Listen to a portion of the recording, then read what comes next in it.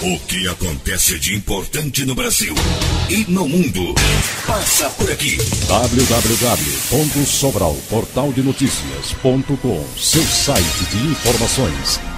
Sobral Portal de Notícias, estamos aqui em um dos bairros de Sobral, acompanhando um caso que chama a atenção de toda a região noroeste do estado de Ceará. História da Samila. E ela vai contar para os nossos internautas. Seu nome completo, Samila? Maria Samila de Souza. Samila, qual a sua idade? Eu tenho 21 anos. Você mora onde? Moro aqui no Padre Palhano há mais de 12 anos. O que foi que aconteceu com você nesse dia 8 de julho? Então, eu ia fazer um depósito a pedido de outra moça, né? Que ela que faz esse tipo de depósito, ela estava muito atarefada e pediu para mim ir no lugar dela. Quem é essa moça? O nome dela é Maria José. Maria José. Era que hora que a Maria José falou com você para fazer esse depósito? Isso ela falou pela manhã, no momento em que ela chegou, né? Assim que ela chegou na empresa, ela disse, Samila, você pode ir para mim, não sei o quê, né? Tô muito ocupada. Só que durante a semana eu já tinha feito esse trabalho também, né? A pedido dela também. E a pedido do seu Oscar e da minha chefe, né? Da minha ex-chefe, quer dizer. E quando foi na sexta-feira, não era para mim mais ir, era para ela ir, né? Mas ela pediu, Samila, já que tu foi a semana todinha, vai novamente para mim? Eu, tá bom. E o carro que leva a gente mesmo, né, para fazer o depósito, estava na oficina. Ele tinha passado a semana toda na oficina. Que carro é, Samila? É a Kombi que faz a entrega das mercadorias do mercantil, né? E ela estava na oficina. Foi então que a minha chefe pediu para me ligar para o Alex, né? Porque ele que fazia a escolta, né? Ele que fazia a escolta, ele que estava assim. E era a única pessoa que podia me levar, né? Você ligou para ele? Eu liguei para ele. Você sabe mais ou menos que hora você ligou para ele? Era mais ou menos umas 2h10, 2h10, 2h15, mais ou menos por aí. E ele veio, né? A gente foi num caminho. E no caminho, ele ia me contando uma história totalmente mentirosa. Deixa antes de você conversar com ele. Na hora que ele ligou, você disse que era um depósito que ia fazer com ele no banco. Não, ele já sabia. Sabia a quantidade? Não, ele não sabia a quantidade. Ele chegou a perguntar, não? Ele chegou a perguntar depois... Por telefone, não? Não, por telefone, não. Ele não chegou a perguntar. Ele chegou logo lá onde você estava? Chegou logo. Chegou lá, logo. O que foi que ele disse? Não, ele só fez ligar lá pra cima novamente, dizendo que já estava lá, e eu desci pra ir com ele, né? Desceu com malote?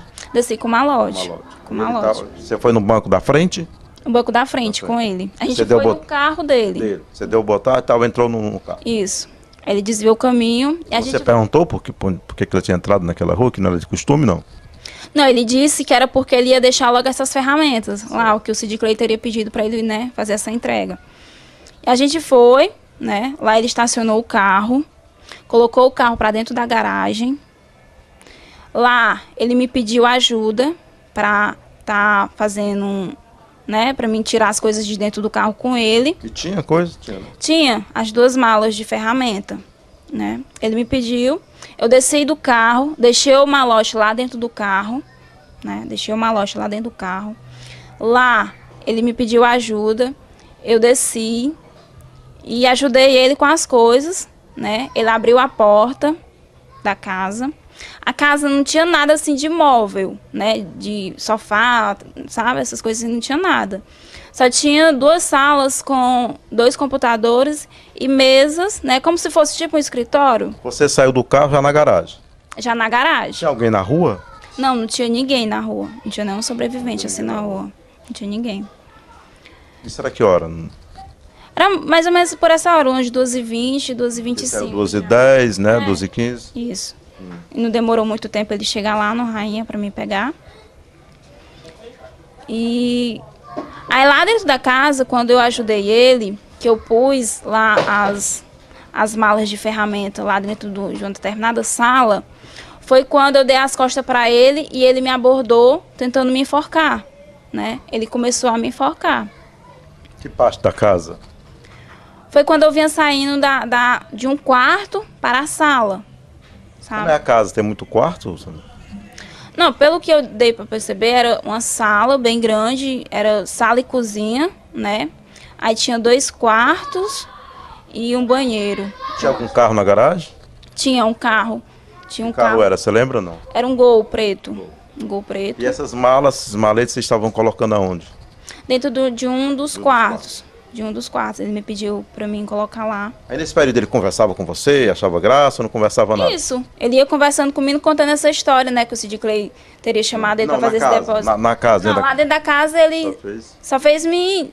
por aqui, vai lá, deixa lá, né? E ele abriu na porta, ele todo o tempo na minha frente, abriu as duas portas, tanto a porta da frente da casa, como a porta lá do quarto, né? Ele abriu e pediu para me pôr as coisas lá no chão. E eu coloquei que no momento que eu vinha saindo do quarto, foi a hora em que ele me abordou e começou a me enforcar. Você sentiu antes dele lhe enforcar, você sentiu ele nervoso, ele mudou o comportamento ou ele estava normal? Não, ele estava um pouco assim, eufórico, sei lá, acho que da correria, né? Ele tá procurando, que ele tentou procurar uma chave lá também para abrir uma das portas. Ele estava meio assim, no sentido de rapidez, né? De rapidez para encontrar essas coisas. Aí ele enforcou. Aí foi quando ele começou a me enforcar. Dizia o quê? Ele dizia que ia me matar. Tu vai morrer, sabe?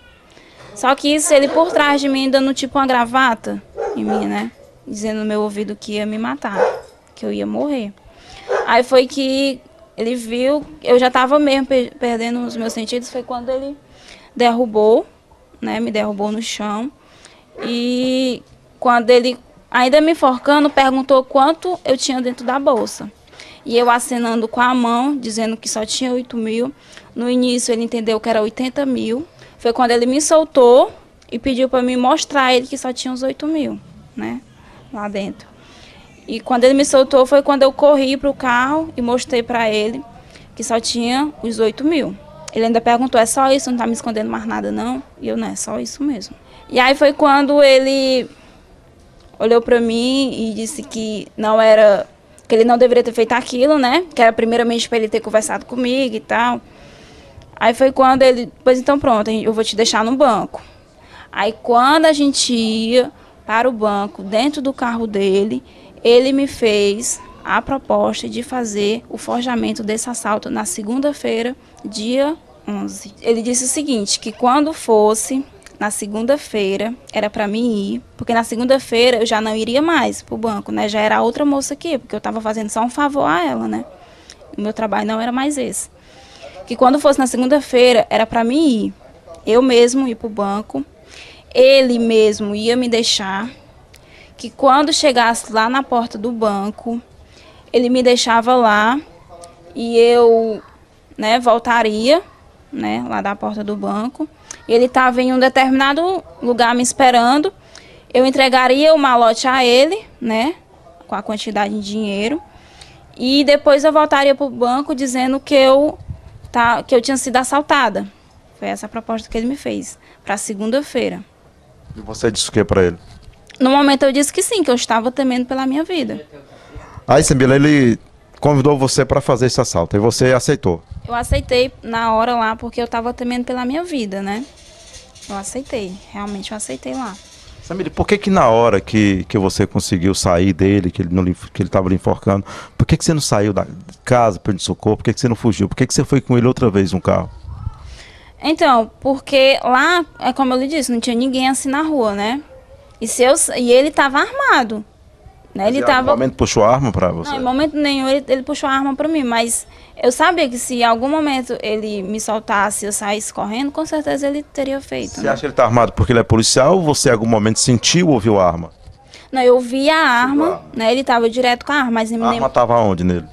Ele estava aqui no cinto dele. E muita gente pergunta por que quando eu saí do carro dele, na hora que ele deixou lá no banco também, por que eu não saí gritando, né?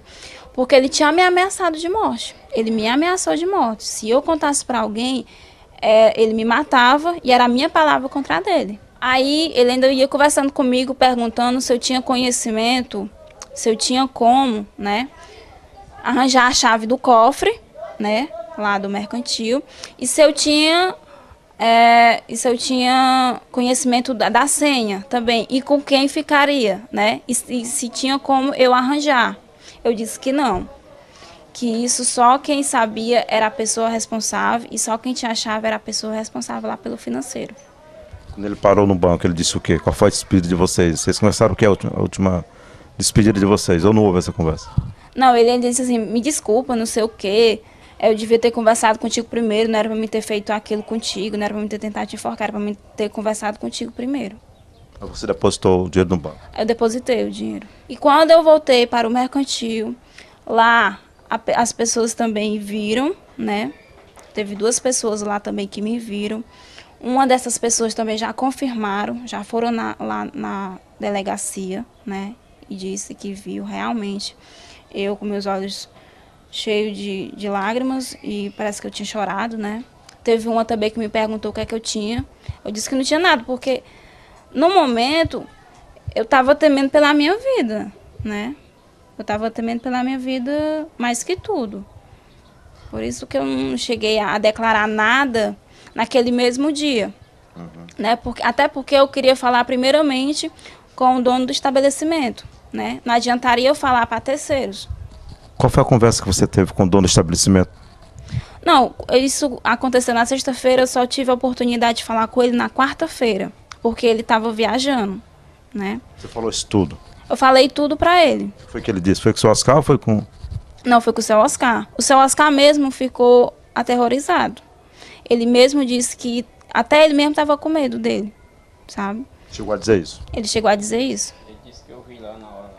Ele disse que até ele mesmo estava com medo dele. Como é que aquela pessoa seria capaz de fazer aquilo comigo, né? Ele ainda viu, eu estava com meus hematomas ainda, sabe? Deu derrame nos meus olhos. Você foi para o ML?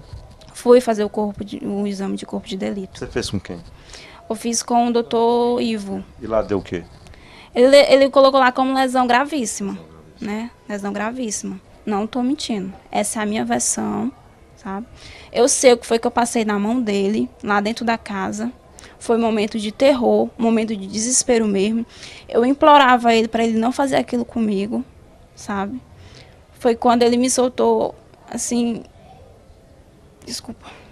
Foi quando ele me soltou e eu pude mostrar a ele, né? Que só tinha uns 8 mil. Você tem medo dele? Eu tenho. Ele diz para todo mundo que não é para mim ter medo dele, mas eu tenho medo dele porque eu sei a pessoa que ele é. Eu sei o que foi que ele fez comigo. Você tinha alguma amizade com ele? Nada? Não, a amizade que eu tinha com ele era só essa, de ligar para ele, né? Dizendo que estava indo pro banco, ele chegava lá no mercantil, sabe? Ele seguia a gente. Era só, oi, tudo bem?